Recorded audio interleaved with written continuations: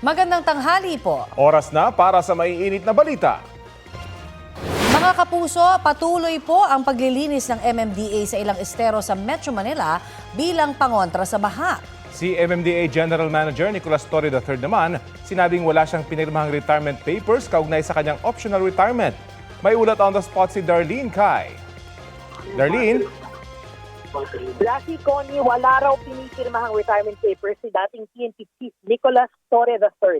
Base sa General Order ng NAPOLCOM o National Police Commission na may petsang January 19, naging epektibo ang optional retirement ni Torre noong December 26, 2025.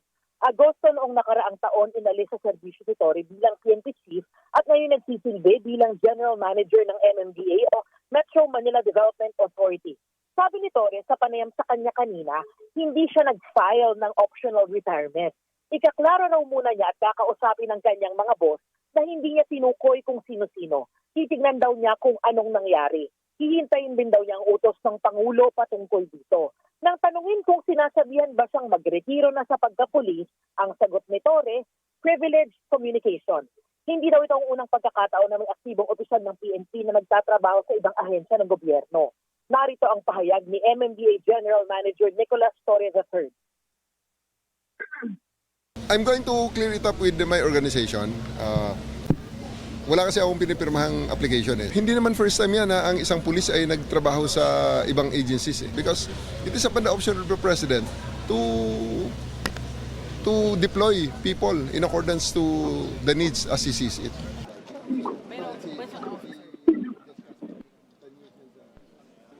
Sinusubukan namin kunin ang pahayag ng NAPOLCOM pero ayaw na raw munang magkomento ni NAPOLCOM Vice Chairperson and Executive Officer Attorney Rafael Calinisan base sa mensaheng ipinadala niya kani-kanina lang. Sinusubukan pa ng GMA Integrated News sa makuha ang panig ng DILG at Malacanang.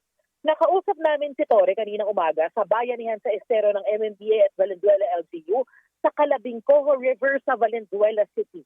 Pinangunahan niya at ni Valenzuela Mayor West Gatchalian ang paglilinis sa ilog na madalas daw pinagmumula ng mabilis na pagtaas ng tubig tuwing may malakas at tuloy-tuloy na pag-ulan.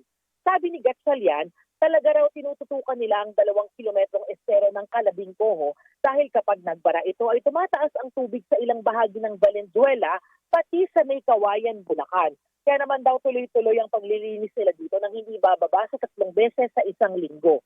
Inatasan na rin daw ng lokal na pamahalaan ng mga barangay at homeowners association na siguruhing hindi tatapunan ng basura ng mga residente ang estero.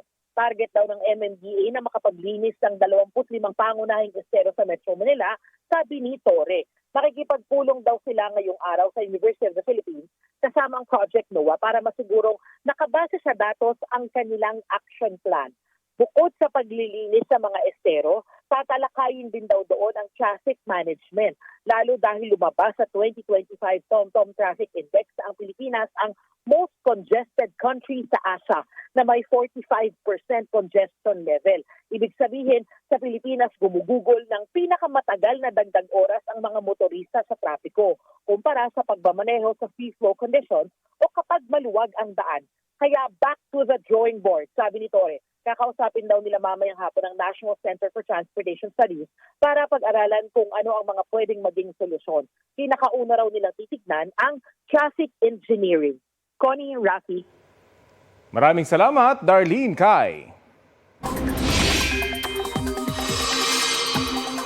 Record-breaking ang nararamdamang malamig na temperatura ngayong Huwebes. Ayon sa Pag-asa, naitala ang napakalamig na 11 degrees Celsius na minimum temperature sa Baguio City ngayong araw.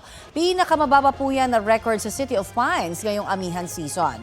19.6 degrees Celsius naman ang bagong record na lamig sa Metro Manila, partikular sa Pag-asa Science Garden sa Quezon City. Sa kabila po niyan, 9.6 degrees Celsius ang pinakamababang temperatura sa bansa ngayong amihan season. Naitala yan sa La Trinidad, Benguet noong December 30, 2025. Apektado ng amihan ang Luzon, Visayas, Northern Mindanao at Caraga Region. Ulang dulot ng amihan at mga local thunderstorm ang mga raranasan sa bansa sa mga susunod na oras.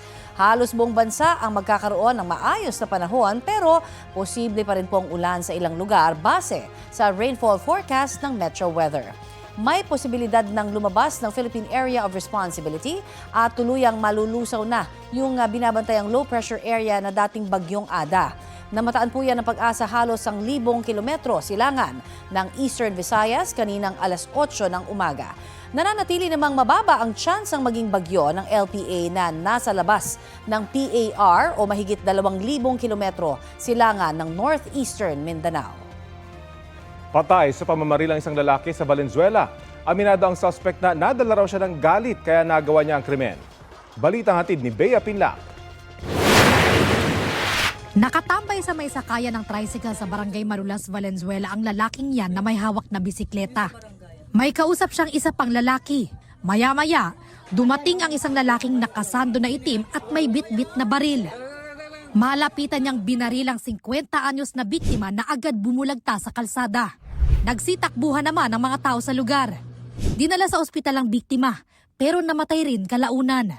Nadamay rin sa pamamarilang 62 anyos na babaeng tinamaan ng bala sa kaliwang binti.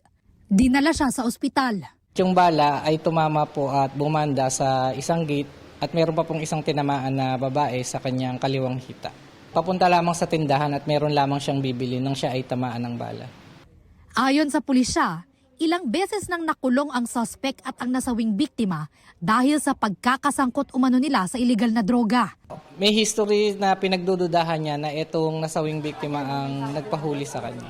Ang sabi niya sa biktimang nasawi ay, ipapahuli mo na naman ako, palagi mo na lang akong pinapahuli. Ilang oras matapos ang pamamaril, naaresto ang 47 anyos na suspect sa kalapit na bahay kung saan nangyari ang krimen. Aminado ang suspect sa pamamaril. Sumabog na po yung galit ko, kaya po itong kinalabasan. Patawad po sa lahat, patawad sa mga nangyari, patawad. Paulit-ulit na lang po Taniman, pabumuli. Ang baril na ginamit sa krimen, hindi umano lisensyado ayon sa pulisya. Pinagandaan ko po talaga para sa kanya yun. Sa kanya pa rin nga ang bugaling yun Reklamong murder, attempted homicide at illegal possession of firearms ang isinampa laban sa suspect na nakapiit sa Valenzuela City Police Station. Bea Pinlac, nagbabalita para sa GMA Integrated News.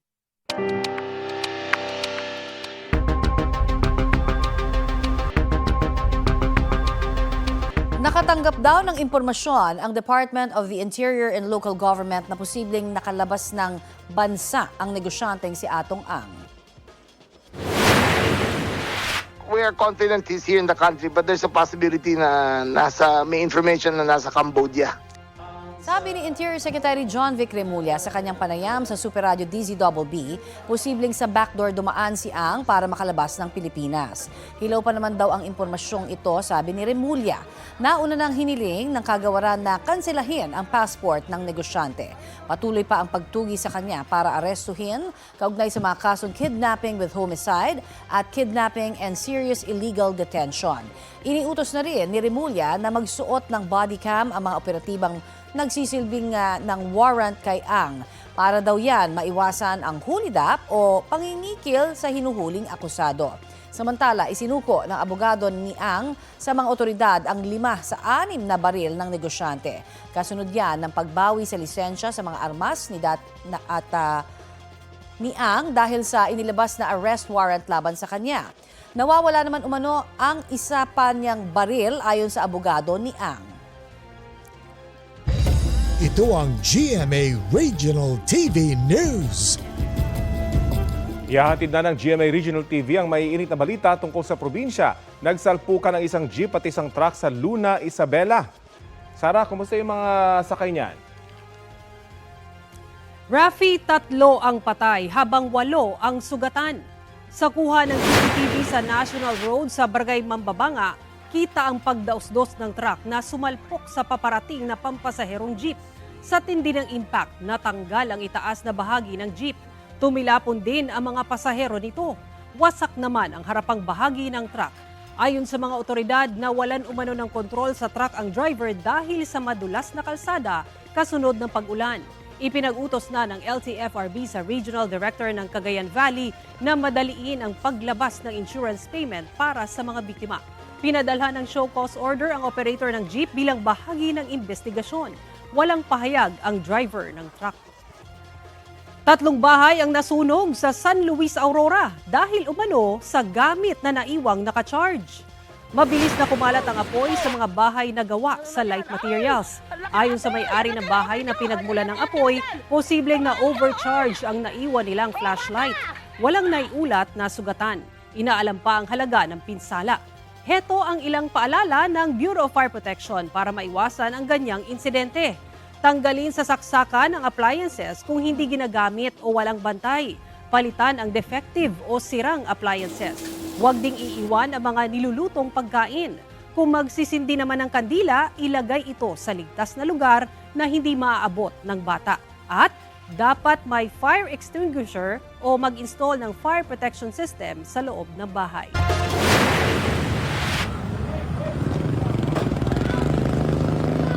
Huli kam sa Lipa, Batangas, nag-away ang 5 riders sa gilid ng highway sa Barangay Tambo. Nagsapakan at nagbatuhan sila.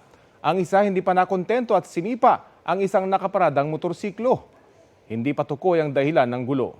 Naiulat na ito sa barangay at pulisya. Inatasan ng Transportation Department ang Land Transportation Office na imbestigahan at tukuyin ang mga rider. Posible raw isyuhan ng show cause order ang mga sangkot sa insidente.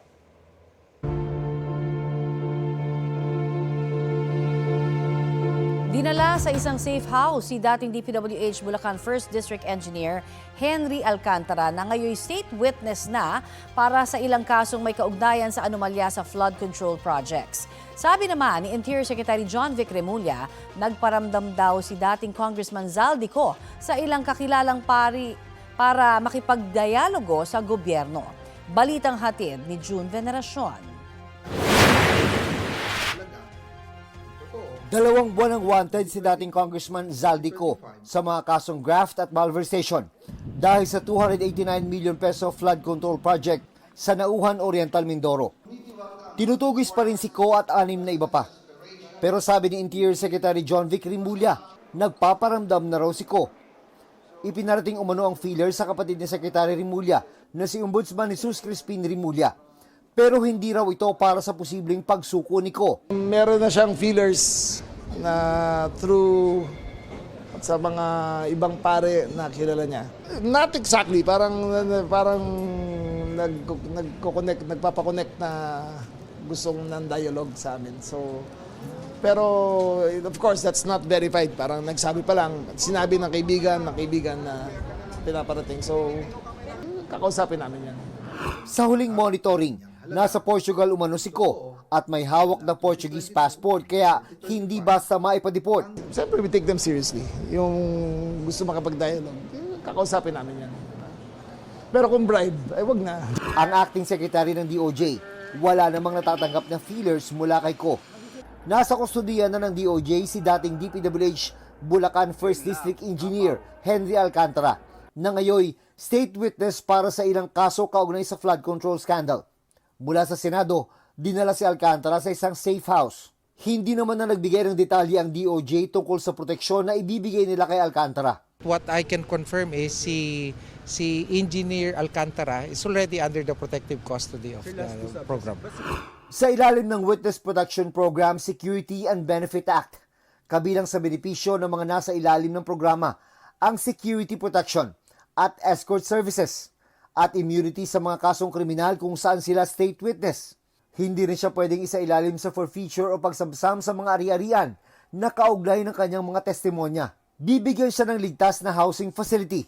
Tutulungan din siya maghanap ng kabuhayan at bibigyan ng pang-traveling expenses at subsistence allowance habang nagsisilbing testigo.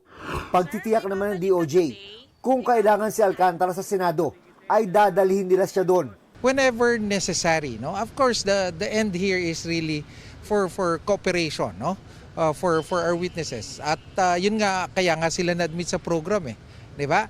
Sila ay nakikipagtulungan sa ating pamahalaan para mapatibay ang mga kaso. Nasa DOJ rin si dating DPWH Undersecretary at ngayon State Witness na si Roberto Bernardo para sa case build-up o pagpapatibay ng kaso kaugnay sa flood control projects. June Veneracion nagbabalita para sa GMA Integrated News. Inilabas ni Batangas 1st District Representative Leandro Leviste ang listahan ng mga kontratistang nakakuha umano ng pinakamalalaking halaga ng mga government contract na pinondohan ng unprogrammed appropriations noong 2023 at 2024. Pinakauna sa listahan ng kumpanyang SunWest na dating pagmamay-ari ni dating Congressman Zaldico. Nakakuha umano ang kumpanya ng mahigit 11 billion pesos. Sinisika pa namin silang makuna ng pahayag. Ayon kay Leviste, nakuha niya ang impormasyon mula sa isang anyay DPWH insider.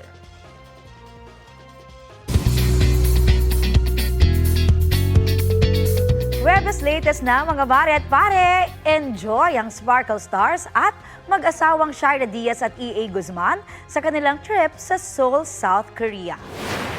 Kabilang sa highlights ng kanilang vacay roon ang pag-attend dina Shaira at EA sa isang cooking class sa Songsu. Ipinakita pa ni Shaira ang resulta ng niluto nila ni EA. Siyempre, hindi naman pinalampas ng couple ang pag-food trip doon. May sweet souvenir din sila na picture mula sa isang photo booth.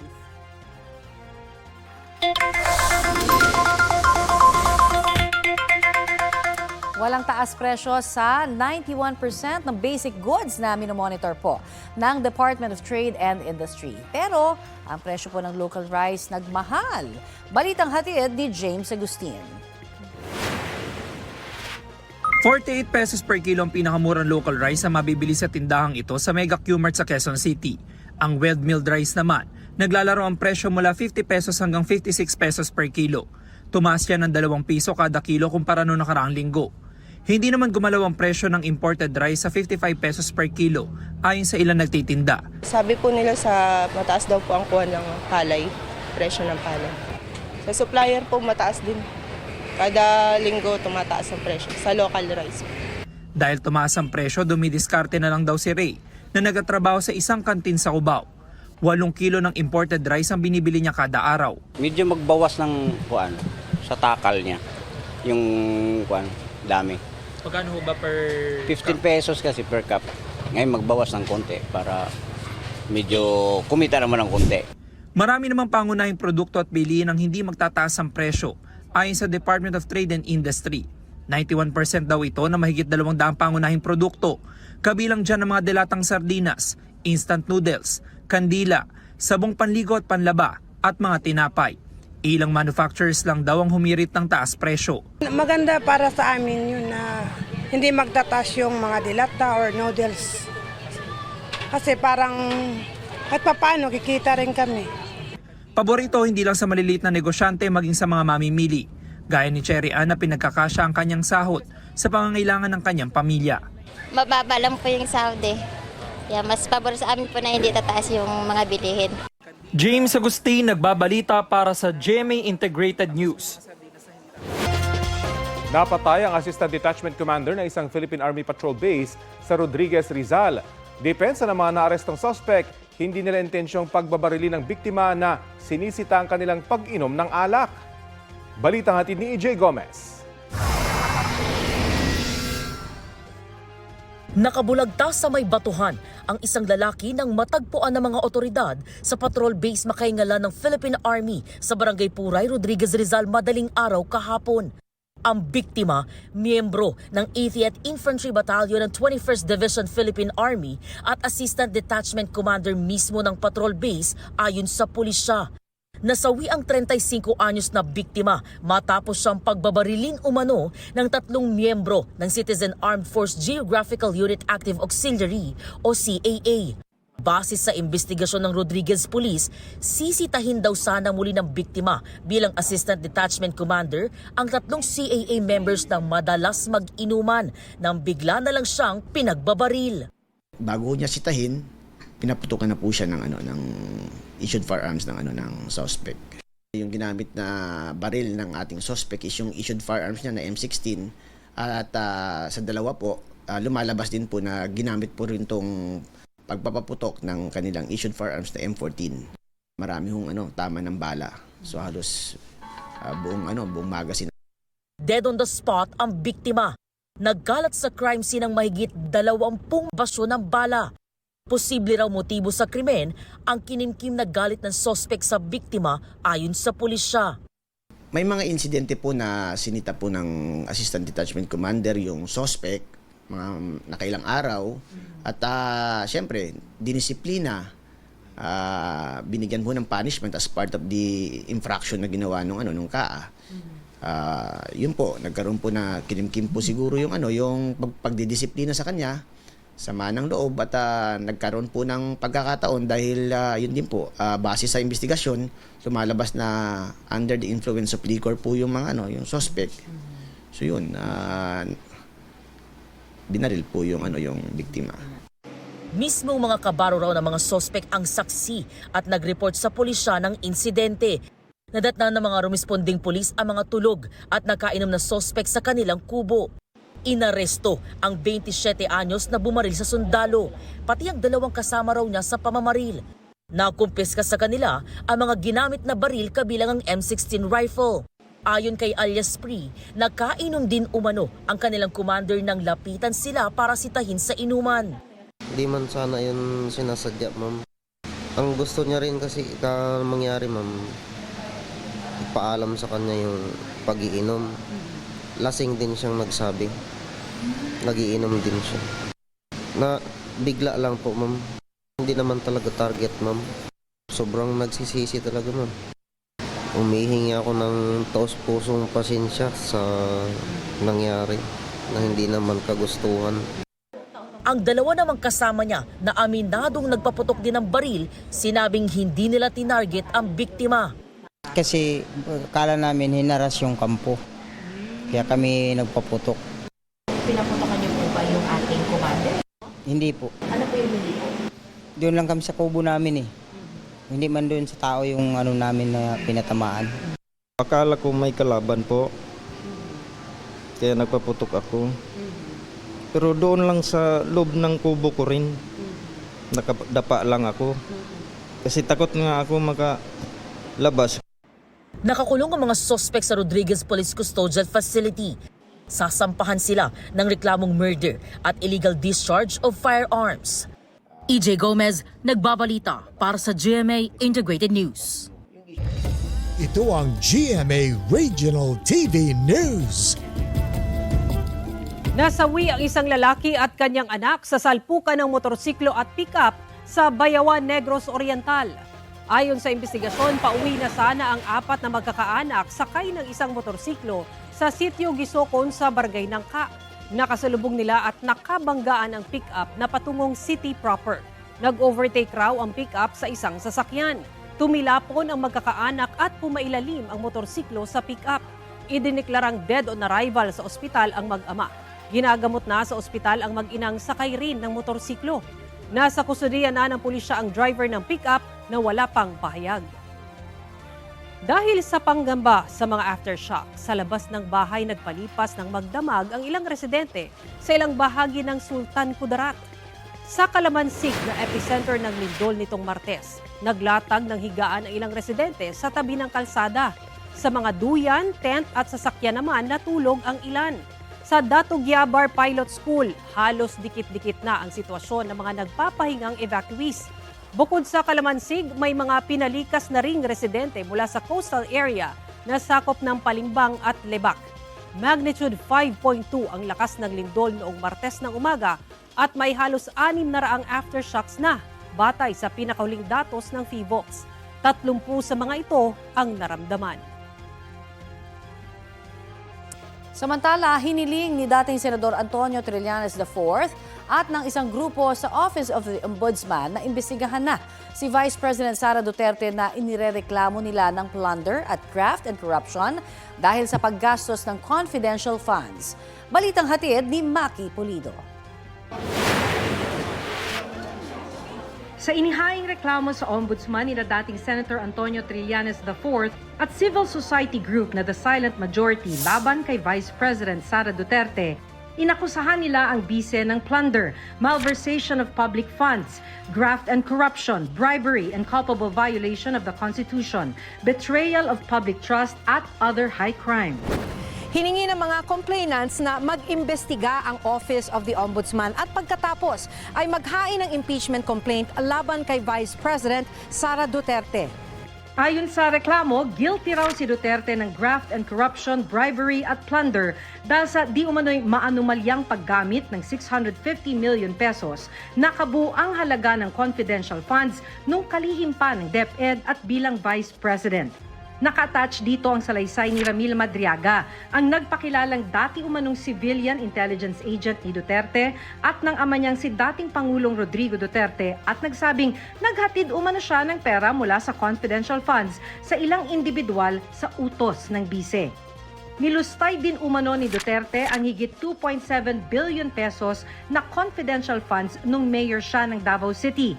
Lumobo raw ang halagang ito mula 2010 hanggang 2022. Nung kalihim din daw si Duterte ng DepEd, 12 billion pesos ang inisyuhan ng Commission on Audit ng Notice of Disallowance dahil sa posibleng mali o sobrang paggamit ng pondo. Maliban dyan, bilang kalihim, halos 7 billion pesos ang di umano'y unliquidated cash advances o hindi na ipaliwanag na gastos ng ahensya. Kung may hindi maipaliwanag na gastos, ayon sa mga complainants, may higit 15 billion pesos din na pondo ang DepEd na hindi nagamit sa halip na naipatupad ang iba't ibang proyekto. Sinita pa raw ng COA ang hindi nagamit na pondong sanay na ipampatayo o pinang-repair ng mga classroom. Dahil dyan, ayon daw sa COA, 192 classrooms lang daw ang naipatayo ng DepEd samantalang 6,000 ang target at 208 classrooms lang ang na-repair sa target na higit 7,000. 8 billion pesos din umano ang halaga ng overpriced na laptop nung kalihim si Duterte ng DepEd. Sabi ng mga complainant, guilty rin si Duterte ng bribery and culpable violation of the Constitution. Ayon sa reklamo, may hindi raw maipaliwanag na kayamanan si Duterte. May 2.4 billion pesos umanong nakadeposito sa bank account ni Duterte kung saan ka-joint account ang kanyang amang si dating Pangulo Rodrigo Duterte at asawang si Attorney Manasseh Carpio. Ang mga bank deposit na ito at ibang ari-arian, hindi rin daw idineklara ni Duterte sa kanyang TALN. Pagka binuksan yung bank accounts or galing man lang dun sa mga flagged transactions ng AMLAC, ito na hindi na nila maitatanggi. Tumanggap din umano si Vice President Duterte at kanyang mga kaanak ng suhol mula sa isang drug lord nung mayor siya ng Davao City. Ayon pa sa inihaing reklamo, guilty si Duterte ng betrayal of public trust at other high crimes. Isang basehan umano rito ay nang pagbantaan niya ang buhay ni Pangulong Bongbong Marcos. Pinapakita ng complaint na ito na una, ang kabuoang halaga ng mga nilimas o niwaldas ni Sara Duterte ay maihahanay sa mga pinakamalalaking flood control scandal. Nagsimula yung nakawan nung mayor pa lang siya. Sana naman daw, sabi ni Trillanes, aksyonan na ng ombudsman ang reklamo laban kay Duterte. Nauna pa raw sampahan ng ombudsman sa Sandigan Bayan si dating Senator Bong Revilla samantalang noong nakaraang taon pa may nakahain ng reklamo laban kay Duterte. Last year pa to sa Quadcom, hindi pa umuusad. Etong kay Senator Bong Revilla, linggo lang ang binilang. 90 million ang halaga. Hinihingi pa namin ang pahayag ni Vice President Duterte. Sinubukan din namin kumuha ng pahayag ng Office of the Vice President pero wala pa silang tugon. Pero dati nang sinabi ni Duterte na wala siyang personal relationship kay Madriaga, hindi rin daw siya nagbigay ng anumang utos dito at hindi raw niya ito nakausap kailanman. Dati na rin niyang itinanggi na may mali sa paggastos ng Office of the Vice President at DepEd sa confidential funds. Maki Pulido nagbabalita para sa GMA Integrated News.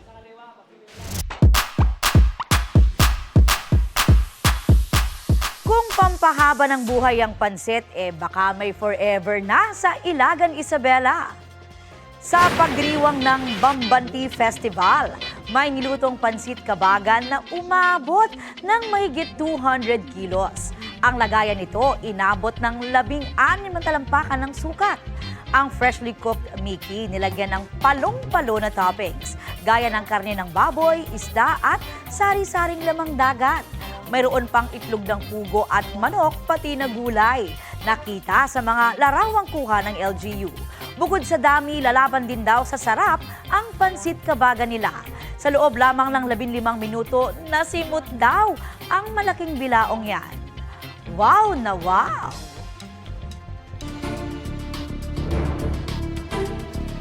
Mainit na balita, naghahain ng impeachment complaint ang bagong alyansang Makabayan laban kay Pangulong Bongbong Marcos.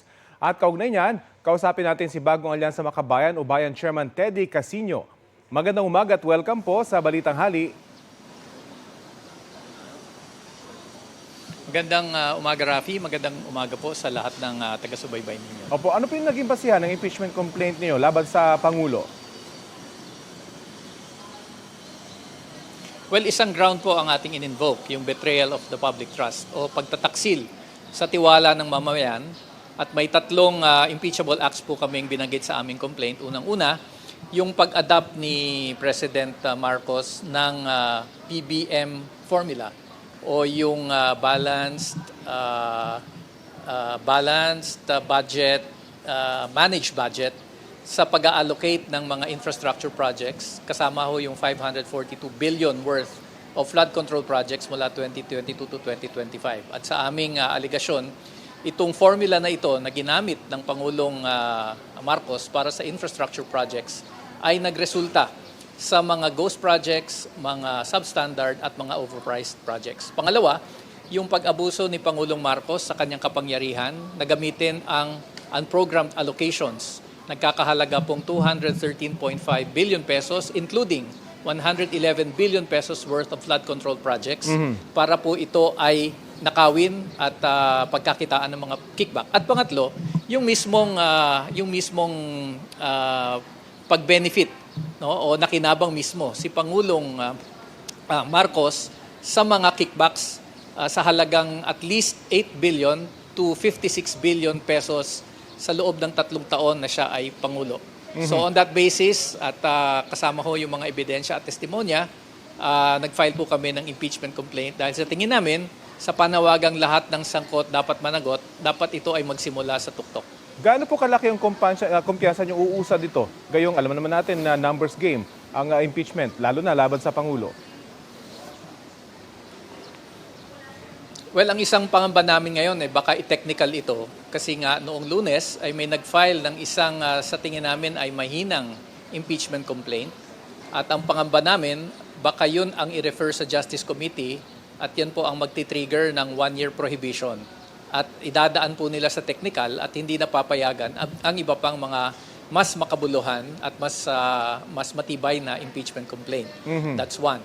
Hindi pa ho namin pinoproblema ang numbers game. Dahil para sa amin, importanteng madinig ito, importanteng ma-examine ng bawat kongresista ang mga ebidensya at tawagin ang mga concerned persons para i-examine nila. So para sa amin, hindi pa kami nangangamba sa numbers. Ang pinangangambahan namin ngayon yung technicality dahil unang-una na nga, in the first place, ayaw tanggapin ng Secretary General's Office itong aming impeachment complaint. Bagamat ito ay iniwan na lang namin sa kanyang opisina kasi under the rules and under the Constitution, ministerial trabaho talaga ng Secretary General's Office na tanggapin ang ganitong mga reklamo. Ano po naging dahilan ng Secretary General sa hindi pagtanggap sa inyong complaint? Absent daw siya. Siya daw ay nasa ibang bansa. So, hindi naman pwede yun na porket absent ka, hindi natatakbo yung opisina mo at hindi na magagawa ng opisina mo ang iyong trabaho, which in the first place is ministerial. Hindi po required under the rules of the House na personally ang Secretary General ang magre-receive ng isang impeachment complaint. Ang nasa rules po ay opisina niya. Ang dami-daming tao sa opisina niya. Meron pa siyang executive director. Nagtataka kami, bakit ayaw tanggapin? Hindi ho pwedeng dahil absent ang isang opisyal, matitigil na yung pagpapanagot sa mga tiwali sa ating gobyerno. Para po sa inyo, de facto tanggap na ng kanilang opisina yung inyong complaint? Yes. Ang paliwanag po natin ng ating mga abogado, there's such a thing as yung basta iniwan mo at na-document mo na iniwan mo at yun naman ang ginawa namin, it is deemed received. Pero higit pa riyan, ang plano po ng ating mga endorsers dito sa Makabayan Coalition, dadalhin nila mismo rin ito sa opisina ni Speaker Boji D. Para alam din ng liderato ng Kamara, alam din ng Speaker's Office that there is such an impeachment complaint at atasan niya ang Secretary General pagdating ho sa Lunes na agad i-transmit sa kanya para ito ay sabay na mai-refer for the order of business sa plenaryo. Very quickly, yung nabanggit nyo yung naunang impeachment complaint, alam nyo po ba na may maghahain bago nung pinaplano nyo pa itong paghahain ng impeachment complaint laban sa Pangulo? Hindi po namin alam na may magfa-file nung Lunes. Pero ang problema ho talaga dyan, dahil ito ay na-file na at mabilis na ni-refer ng Secretary General's Office sa Office of the Speaker, ang pangamba namin, baka pagdating sa Lunes, pumatak na yung 1-year prohibition. Kasi posible, at the earliest possible instance on Monday, ito ay i-refer na kaagad sa Committee on Justice. At kung ganun ang nangyari, lalabas mahina ang complaint na ni-refer sa committee at hindi niya binigyan ng pagkakataon. Unlike yung complaint kay Vice President Duterte, pinatagal ng Secretary General ng halos 2 buwan bago ito ay pinasa sa Speaker's Office. Okay, abangan po natin yan. Doon po sa Baha sa Luneta Rally, sinabi niyong hindi welcome yung panawagan na mag-resign ng Pangulo at mapalitan ni Vice President Sara Duterte. Paano po yan kapag nagtagumpay yung impeachment complaint po ninyo, ganun nga mangyayari? Wag ho kayong mag-alala dahil kapag natapos ho yung 1-year prohibition sa impeachment ni Vice President Duterte, kami po ay magsasampa rin ng impeachment. I-refile po namin yung naisampa namin nung 1 taon na kung saan na-impeach talaga si Vice President Duterte. Kaya nga lang, hindi natuloy yung trial sa Senado. So ang aming panawagan ho, ang Presidente at ang Vice Presidente ang dapat umalis sa pwesto dahil sila ang dahilan ng lahat ng mga problemang ito, ng political crisis na ito. At mas mabuting palitan na lang sila para makamove on na po ang ating bayan. Kung umusad ba nito kahit hanggang sa committee level, first time po ito na mangyayari. Yung Vice President at President ay parehong may impeachment complaint laban sa kanila. Ano po nakikita nyo na magiging senaryo? Opo. Well, it will be the first time. At ganun talaga dahil nakita naman natin kung gaano kalalim, kung gaano kasistematiko ang korupsyon sa ating bansa. It involves not only lower government officials, umaabot ho ito hanggang sa tuktok. At ang Vice President ay sangkot sa usapin ng confidential intelligence funds. Ang Presidente ay sangkot sa usapin ng flood control program. Pero itong dalawang opisyal na ito ay miyembro ng mga political dynasty na matagal na pong nagsasamantala sa ating politika, sa ating mamamayan. At panahon na. No? So in a sense, ito ay laban sa mga corrupt na political dynasties. At panahon na sa tingin namin na ang ating bayan ay lumaya sa ganyang pagsasamantala nitong mga political dynasties katulad ng mga Marcos at Duterte. And that will play out in the House and hopefully umabot ito sa Senado. At sana lang maging tapat ang mga miyembro ng Kongreso at Senado sa kanilang mga sinumpaang tungkulin. Meron ba kayong pangamba gayong si Presidential son Sandro Marcos ay kasalukuyang chairman ng Committee on Rules at posibleng may malaking papel sa impeachment process? Para ho sa amin, that is not, kumbaga, secondary issue yan. Ang primary na usapin dito, ano ba yung aming tungkulin bilang mamamayan, bilang mga taxpayers na pinagnanakawan, saan ba kami pupunta? Sa ilalim po ng ating mga batas at konstitusyon, ang impeachment po ang paraan kung gusto nating panagutin ang Presidente and Vice President.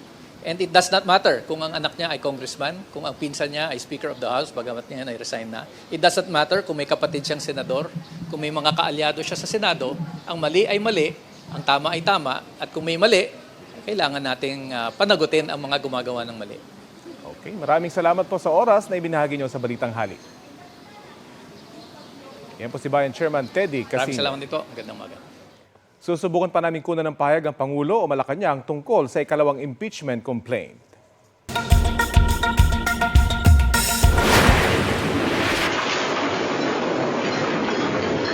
Isang storm surge ang sumalanta sa Sicily, Italy. Nakuna ng CCTV ang panghampas ng alon ng dagat sa isang kainan. Nabasag ang bahagi ng glass wall ng kainan at pinasok ito ng tubig dagat. Sa Palermo sa Italy pa rin, naging pahirapan ang search and rescue operations ng mga otoridad sa isang maliit na pantalan dahil sa malakas na alon. Nauna nang natangay ng alon papunta sa dagat ang isang nakaparadang sasakyan sa lugar. Nakalabas agad ang driver ng sasakyan. Kabilang ang Italy sa mga sinalanta ng Cyclone Harry. Ayon sa mga otoridad, umabot sa mahigit 1,000 rescue operations ang naisagawa nila sa loob ng 3 araw. Dahil sa walang sawang suporta po ninyo mga kapuso, nananatiling #1 network ang GMA Network. Taos-puso po kami nagpapasalamat sa inyong pagsubaybay at pagtitiwala.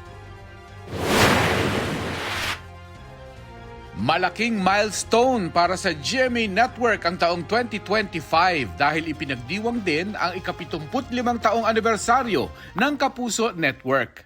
75 taong pagbibigay ng malinaw, patas at mapagkakatiwalaang balita, mapangmulat na mga dokumentaryo at iba't ibang programang nagbibigay ng ngiti at saya sa mga Pilipino saan mang sulok ng mundo. At nito ngang 2025, napagtibay ng GMA ang pagiging #1 matapos makapagtala ng 86.2% net reach mula January hanggang December 2025. Batay sa datos ng Nielsen Television Audience Measurement, katumbas yan ng 62 million viewers. Kung isasama pa ang GTV, iHeart Movies at Heart of Asia, sumatotal na 63 million viewers ang naabot ng GMA Network. Dinomina rin ng Kapuso Programs ang top 30 most watched list sa bansa base sa aggregate ratings. Pinangunahan ng award-winning magazine show ng GMA Public Affairs na Kapuso Mo Jessica Soho ang 27 programa mula sa GMA. Sinundan niya ng primetime newscast ng GMA Integrated News ng 24 oras. Pasok din sa top 30 ang 24 oras weekend. Pati ang mga dati at kasalukuyang GMA Prime shows tulad ng Encantadia Chronicles, Sangre, Sanggang Dikit for Real at iba pa. Mga kapuso, hindi nyo lang kami sinuportahan sa telebisyon, kundi pati rin online. Ang GMA ang top Southeast Asian creator sa loob ng halos 2 taon. Sa entertainment and media category, base sa datos ng Tubular Labs noong 2025. Suma total, 74.4 billion video views ang nakuha ng GMA across all platforms as of December 31, 2025. Marami rin na nakaantabay sa mga pinakasariwang balita. Bukod sa pinakakomprehensibong midterm elections coverage, nanguna rin ang GMA Integrated News pagdating sa video viewership and engagement. Ayon sa Tubular Labs and Hootsuite Analytics, umabot sa 18.5 billion ang kabuoang video views sa Facebook, TikTok at YouTube.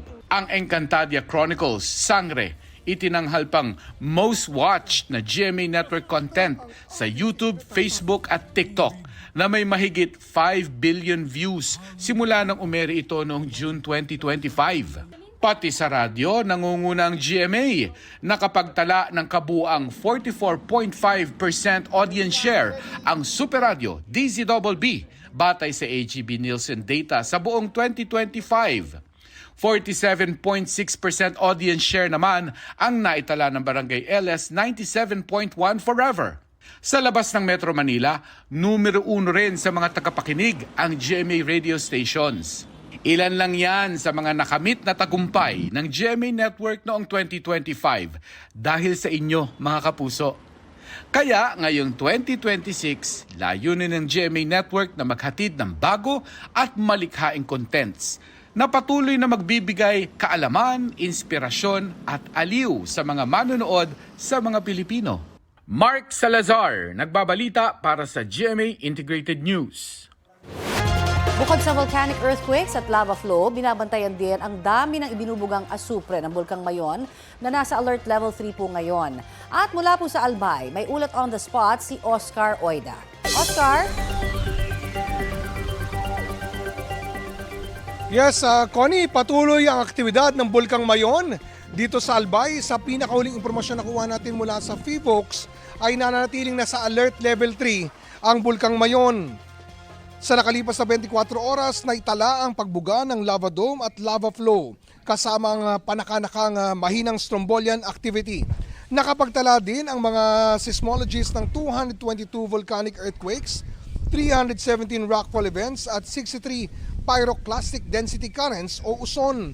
Sa buong magdamag, natatakpan ng ulap ang bulkan kaya't walang banaag o crater glow na namataan kagabi. Gayun din ang steaming o plume ay hindi rin namasdan dahil sa makapal na ulap.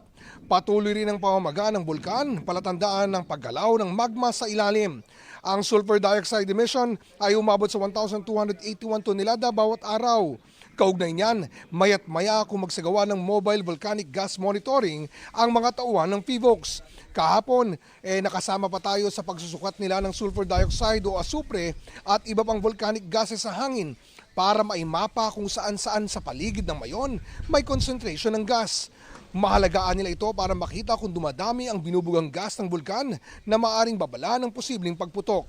Samantala, pinapayuhan ng publiko na manatiling naka-alerto at sumunod sa mga abiso ng pamahalaan.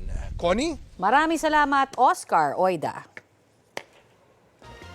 Pinalaga ni Senadora Amy Marcos sa mga komento ni Senate President Pro Tempore Ping Lacson na pambabastos daw ang report ng Senate Minority kaugnay sa investigasyon sa issue ng flood control projects. Sabi ng Senadora, taong bayan ang pinatutunguhan ng minority report. Hindi raw siya papatol sa usaping respeto. Dagdag niya, kung may bastusan ay ito raw ang pambabastos sa talino at pangunawa ng mga Pilipino. Kahapon, sinabi ni Lacson na hindi pagrespeto sa Senate Blue Ribbon Committee ang isinumiting minority report. Ang tamang proseso raw ay ilalabas muna ang Blue Ribbon Committee report bago ito talakayin para sa revisions.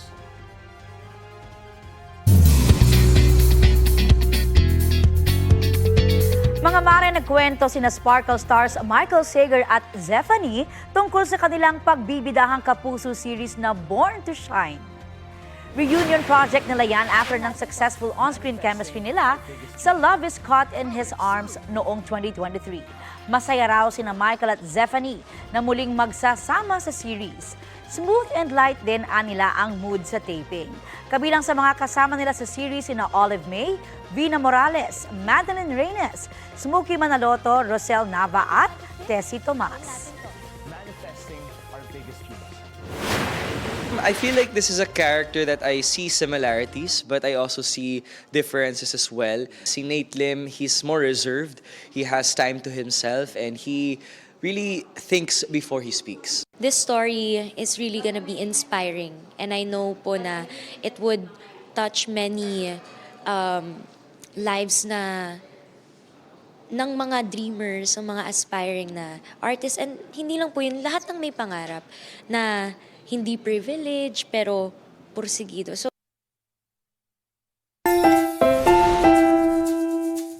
Mga kapuso, carry nyo bang mag-multitask sa mga ganap sa buhay? Sa Pantabangan Nueva Ecija, kinareer ng isang lalaking eksena sa loob ng court.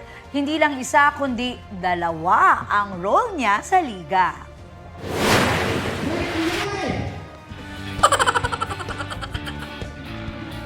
Yan, no?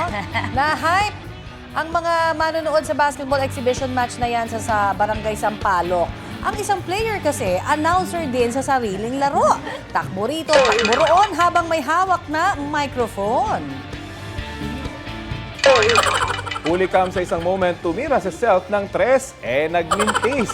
Biro na ilang netizens, baka pwedeng referee na rin si Kuya sa next game. Hindi man nakapunta sa video, nakascore naman ang eksena niya ng 2.5 million views.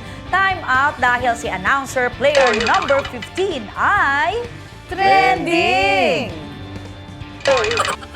Inianunsyo ng Presidential Communication Office ngayong umaga na buong gabing under medical observation si Pangulong Bongbong Marcos. Ayon sa PCO, precautionary measure ito matapos siyang makaranas ng discomfort.